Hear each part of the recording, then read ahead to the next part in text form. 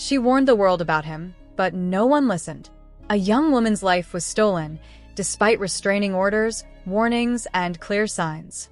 What really happened to Stacey Charles, and why did the system fail her? Watch closely. This story isn't what it seems.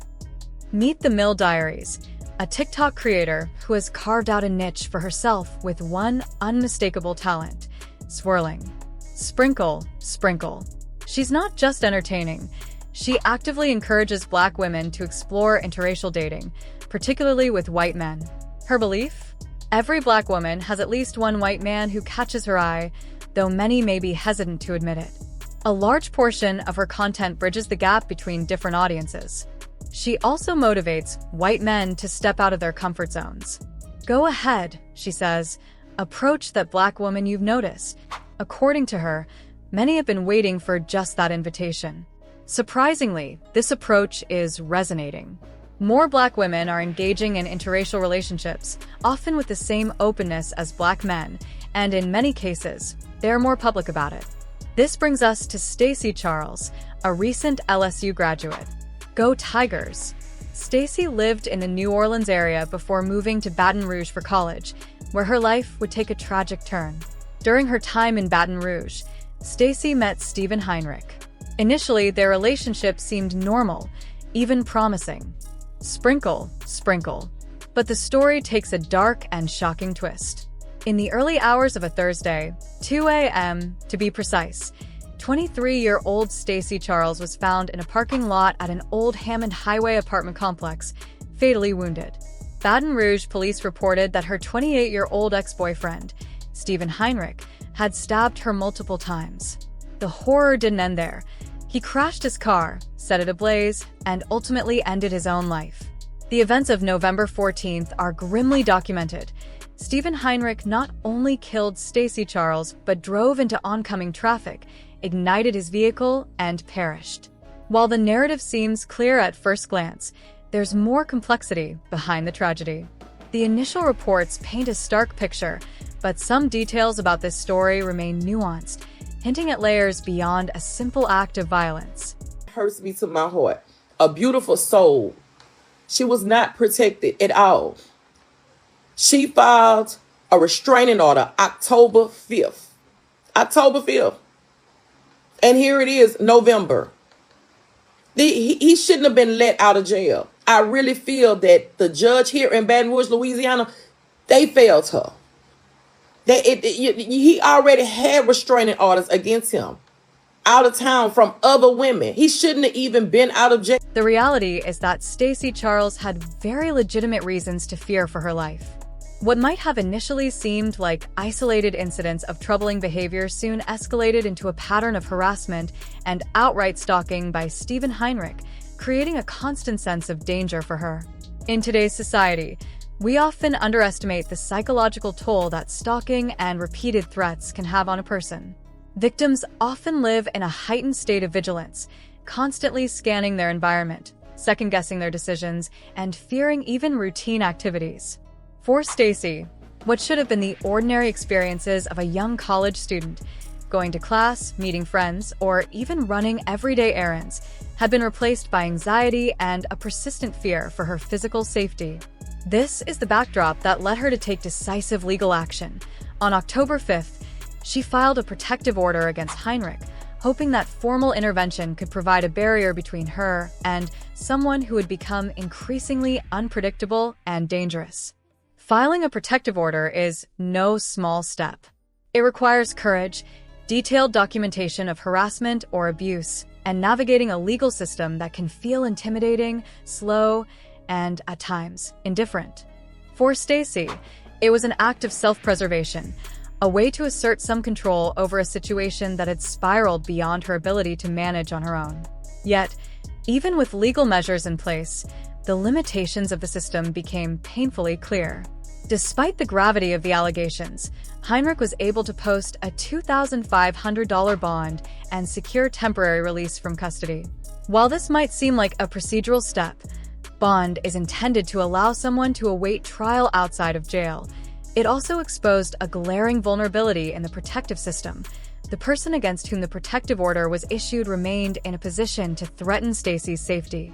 Many protective orders, restraining measures, and bonds operate under the assumption that individuals will comply voluntarily or that the fear of legal consequences alone will deter further abuse. Unfortunately, this is often not the case. Individuals with a history of aggressive, obsessive, or controlling behavior may see bonds and minimal legal restrictions as a temporary inconvenience rather than a meaningful barrier, leaving victims exposed and vulnerable. Not long after posting bond, Heinrich's behavior escalated once more. He was arrested again for allegedly assaulting Stacy, demonstrating that the temporary measures had not been sufficient to prevent him from committing further acts of violence. At this point, the involvement of Commissioner Keena Kimball was an attempt to reassert legal authority. She imposed another $2,500 bond and issued a restraining order aimed at keeping Heinrich away from Stacy. In theory, these actions were designed to protect Stacy and establish a clear boundary. In reality, however, the effectiveness of these legal interventions is limited when enforcement is inconsistent and abusers are willing to flout the law.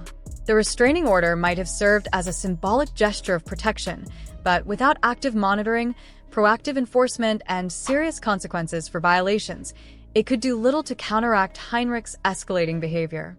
Tragically, this chain of events unfolded in the week leading up to Stacy's murder, highlighting the terrifying speed with which threats can escalate and the insufficiency of protective measures in certain circumstances.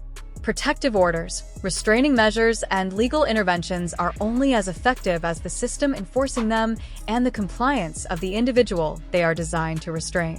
In Stacy's case, even with multiple bonds, arrests, and restraining orders in place, the danger continued to grow. This underscores a critical reality faced by many survivors of stalking and domestic violence. Legal mechanisms alone are often insufficient to ensure safety, particularly when abusers are willing to disregard the law and escalate their actions. The consequences of this gap are stark, as Stacy's tragic death painfully illustrates. Is not taken seriously, especially in regards to Black women. It's constantly not taken seriously. I know from my own experiences. I'm sure many of you Black women share the same experience. She had, I think, 3 restraining orders against him. How was it that he still found his way? To truly understand the gravity of Stacy's situation, it is important to consider not just the legal details, but the lived experience of someone under threat. For weeks, or even months, Stacy lived under the shadow of fear, unable to fully relax or feel safe in her own environment. Every interaction with Heinrich, every phone call, every unexpected encounter could have been a potential threat. The psychological impact of this constant stress can be debilitating, affecting sleep, concentration, and emotional well-being.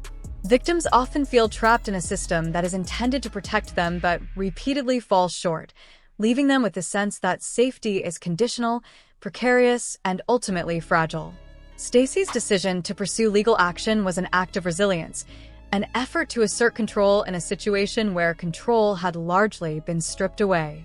Yet, even the most courageous and proactive measures could not fully mitigate the danger she faced. Furthermore, Stacy's experience highlights broader systemic issues within the criminal justice system. Bonds, restraining orders, and protective measures are critical tools for ensuring victim safety, but they rely heavily on compliance and enforcement. When an abuser is determined, manipulative, or unaccountable, these tools can fail, leaving victims exposed to devastating consequences. In Stacy's case, the rapid escalation from stalking and harassment to fatal violence demonstrates how quickly an already dangerous situation can spiral out of control, even under the watchful eye of legal authorities.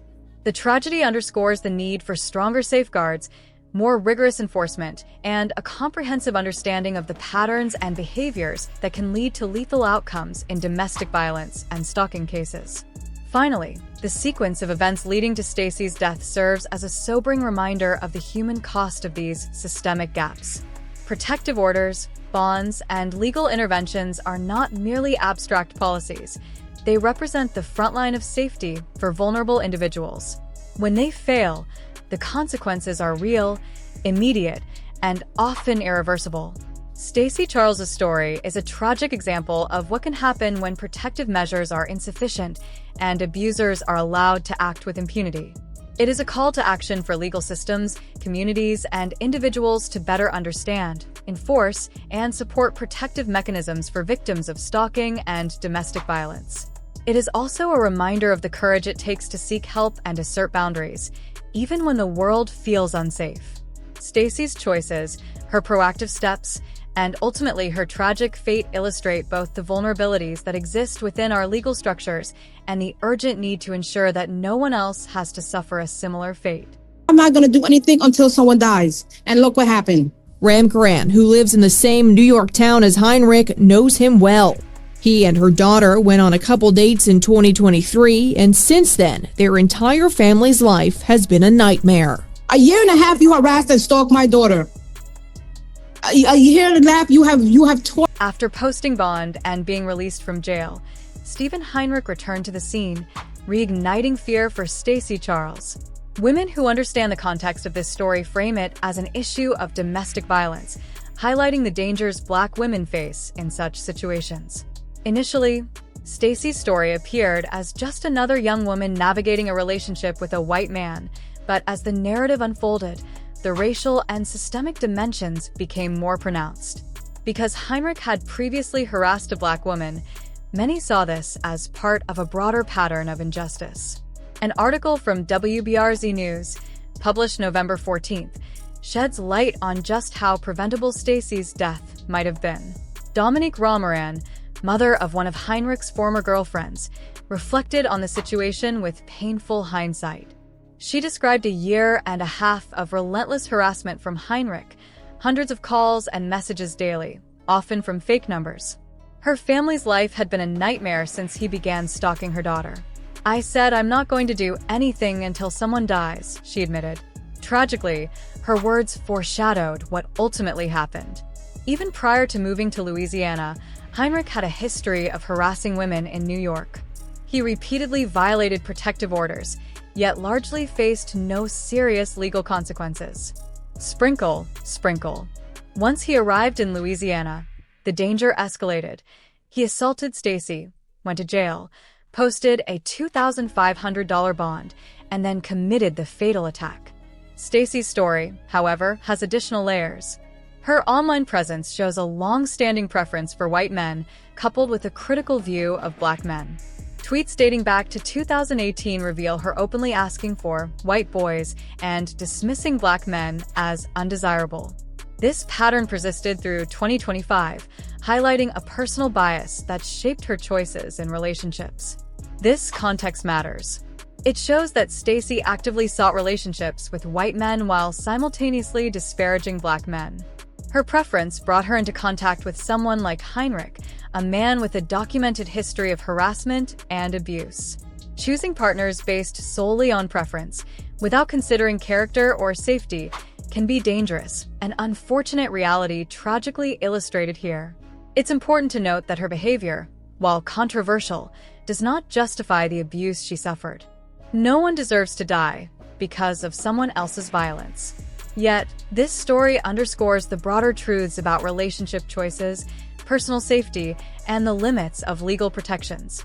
Protective orders, bonds, and restraining measures are not foolproof, and abusive individuals can exploit these gaps. Ultimately, Stacey's tragic death highlights multiple lessons: the necessity of robust protective measures, the risks of ignoring red flags in partners, and the impact of personal biases on decision-making. Preferences alone cannot shield anyone from harm. It's a reminder that safety, self-awareness, and accountability are crucial, regardless of race or relationship dynamics.